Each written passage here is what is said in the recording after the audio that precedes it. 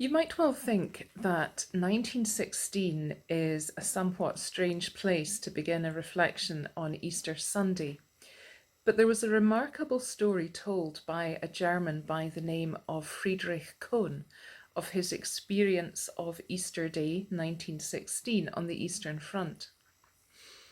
Friedrich Kohn had been serving as a medical officer with a Hungarian regiment, and at the time his regiment was engaged in battle with Russian troops. Many years later, in the 1980s, in conversation with a researcher who was researching material for a book, Kohn recalled the events of that day as he remembered them. It seems, first of all, that the winter of 1915-1916 had been particularly severe. And when Kohn joined his regiment at the end of February, the ground had already been covered in snow that was so deep that it made military action impossible. But as the snow began to thaw, the lull in conflict inevitably came to an end, and the artillery exchanges between the sides started up again. Sometimes during the day, but mostly it was after dark. In Kohn's own words, "Then suddenly on Easter Sunday, at about 5 o'clock in the morning, about 20 Russians came out of their trenches waving white flags, carrying no weapons but baskets and bottles. One of them came quite near, and one of our soldiers went out to meet him and to ask him what he wanted. He asked whether we would not agree to stop the war for a day or two and, in view of Easter, meet between the lines and have a meal together. We told him that first we would have to ask the military authorities whether such a meeting was possible. The divisional commander refused permission.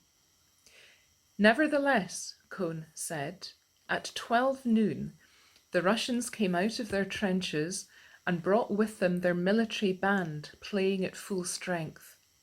And they brought baskets of food and bottles of wine and vodka. Kohn said, we came out too, and we had a meal with them, and we also had food and wine to offer." Kohn recalled quite clearly that during the meeting, both sides seemed to be embarrassed and awkward. But the men were polite to each other, and they all ate and drank and shared whatever it was that they had in front of them. Then after a few hours together, they all went quietly back to their trenches. During the meeting, though, as the men were talking to each other, Kohn had the opportunity to talk to a colonel from the Russian side. Kohn asked him why he was always firing at his first aid post. The colonel had replied simply because he knew where the first aid post was. But on the back of that conversation, the colonel agreed to leave Kohn's post alone. And as the days and weeks gradually unfolded, it turned out that the colonel was as good as his word. More than 100 years later, that account is still a powerful testament to the ability of shared faith to transcend the divisions of nationality, ideology, and belief. And it's a powerful testament to the resurrected Christ bringing something of transformation and hope into the very darkest of situations. When those men could look into one another's eyes, when they could encounter one another as human beings, people they wanted to sit and eat and drink with, and not as the enemy, not as the faceless other, then the conditions for change were laid down.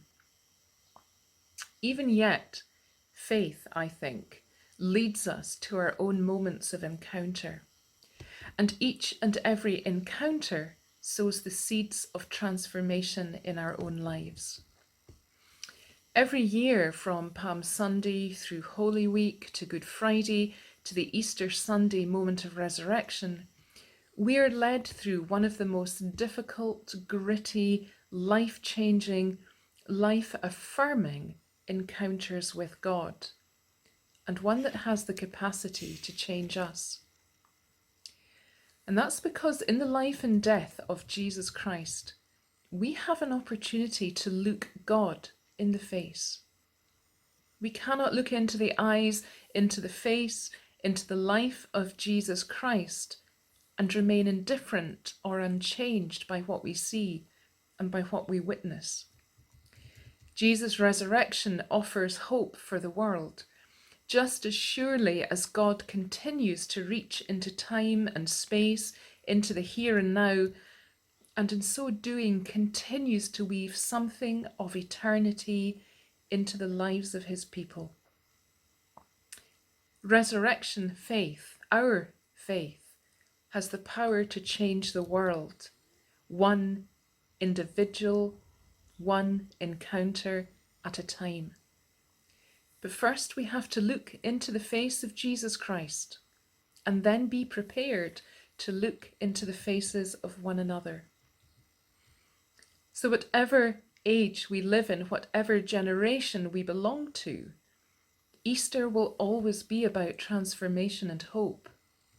And we will continue to celebrate the reality that ultimately life will overcome death, hope will overcome fear, and peace will overcome division and difference.